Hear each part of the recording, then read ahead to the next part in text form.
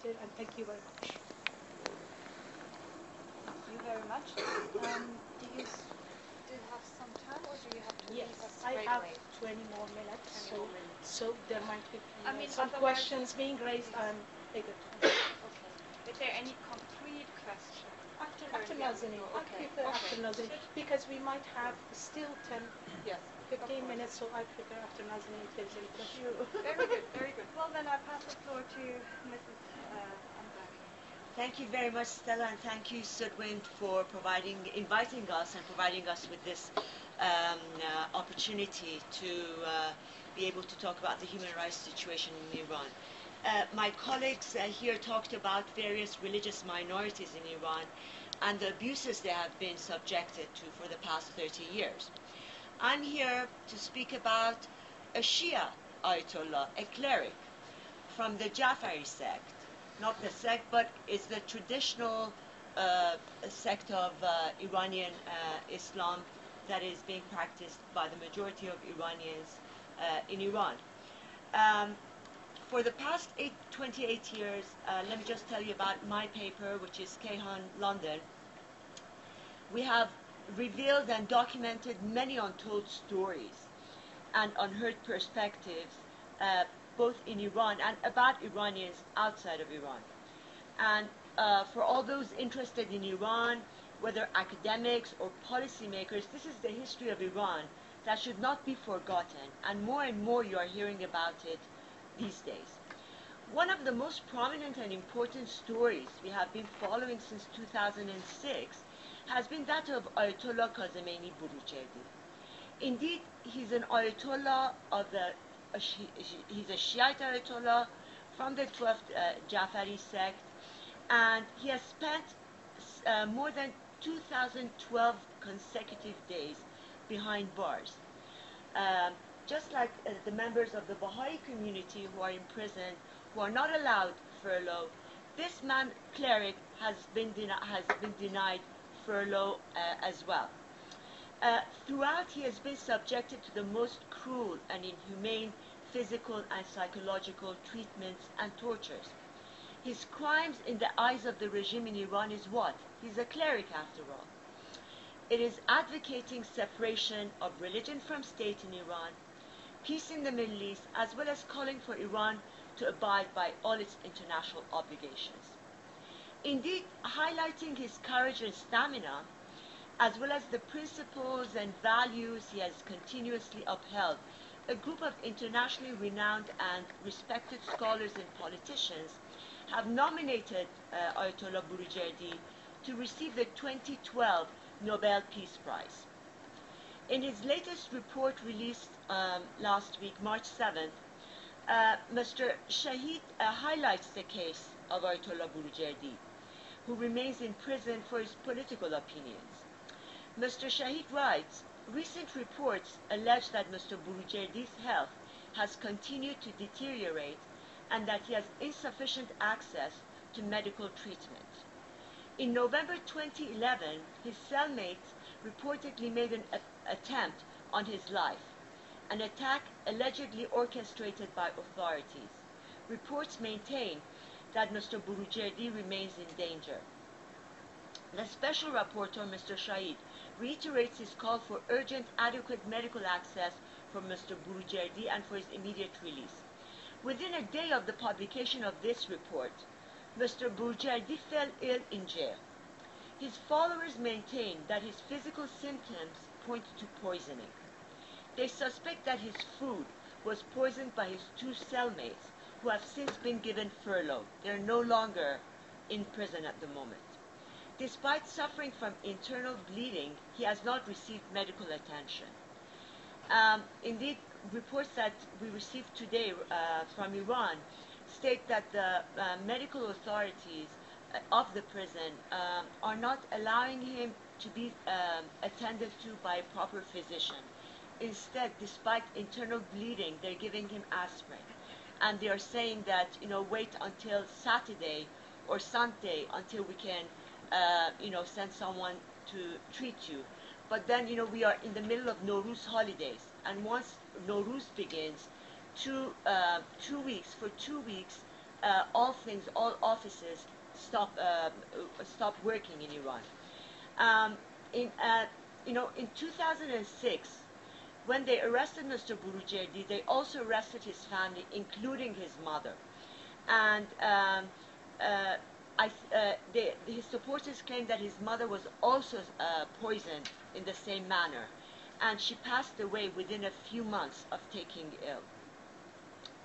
Currently, Mr. Burujerdi's family are under constant surveillance by the regime in Iran. Their phone calls are monitored and their homes continuously filmed by the intelligence ministry and other security services. His supporters around Iran are subjected to continuous harassment and arrests. Their emails and telephone calls are monitored non-stop. Indeed, they continually receive threatening telephone calls from the intelligence ministry and are summoned and interrogated at the Special Court of Clergy located in Zafaraniye. For the sake of their family's safety, they refrain from publicizing news of their treatment. A number of them have had no other choice but to seek refuge outside Iran. To date, not one responsible state official has issued any written report or statement explaining the legal case against Mr. Kazemeni Burujerdi and to justify his inhumane treatment.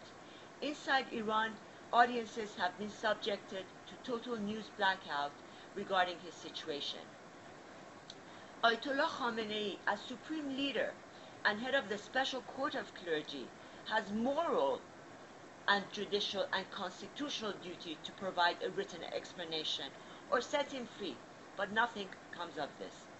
Last August, Mr. Burujerdi wrote an open letter from Evin prison to the international human rights lawyers, and if I may take a few seconds of your time and end by with his words. To the esteemed members of the community of international human rights lawyers, please accept the sincere greetings of this humble, secular-minded prisoner of conscience.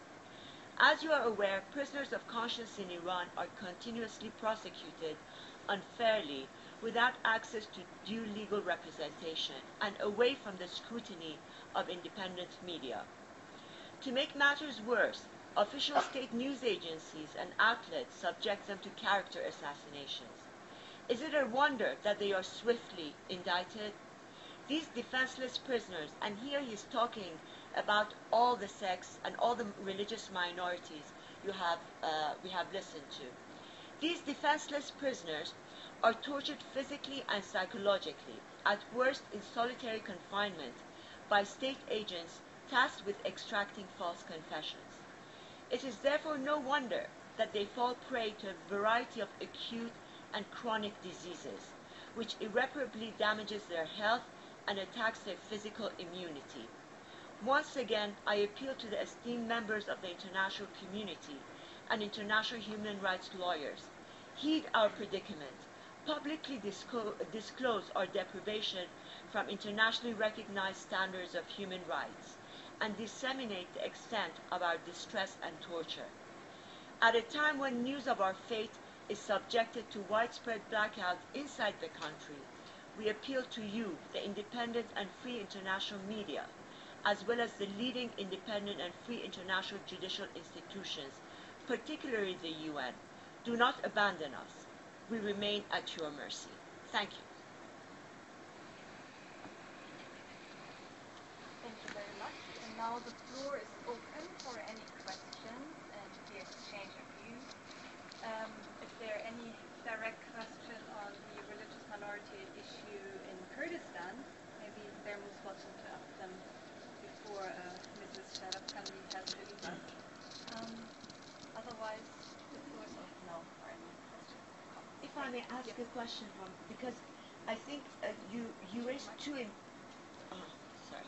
you raised two important points. Number one, about the extent of Salafism and jihadism within the Kurdish region, which is very worrying indeed, because these are the two trends that are threatening the rest of the Middle East as well.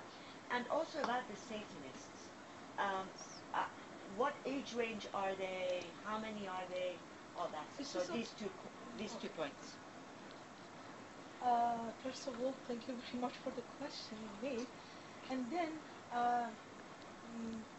first of all, let me begin with the Satanists. So this is not something about young generation that they choose to belong to that. This is something in a specific tribe, Kurdish tribe, and they have been with this idea from a very, how can I say, I cannot give you the exact history, but they have always been there and in this region, but they have not been able to talk about it in public, that they are followers of Satan and they are believers of Satan.